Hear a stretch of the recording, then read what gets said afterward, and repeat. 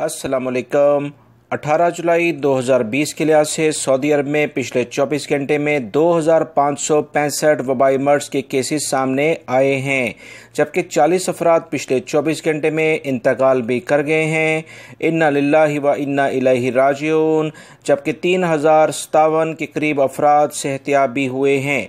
सेहतियाब होने वाले अफराद की तादाद में मुसलसल इजाफा रिकॉर्ड किया जा रहा है, जो कि इंटरनेशनल फ़्लाइट्स चलने के लिए एक बेहतरीन ख़बर साबित हो सकती है।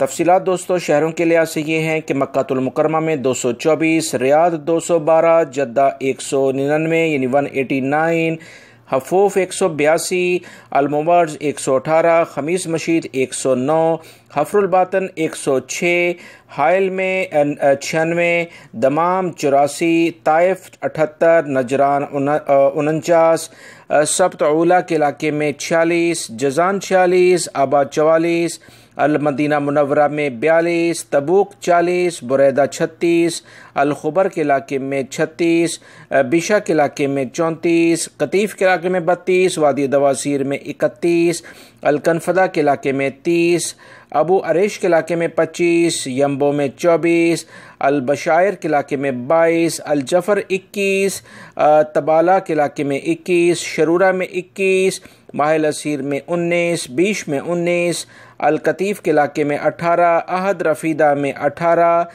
जबकि अल-जौफ स्काका का जो इलाका है वहाँ पर भी 15 केसेस सामने आए हैं। सऊदी अरब के अहम शहरों की तफसीलात मैंने आपसे शेयर कर दी हैं।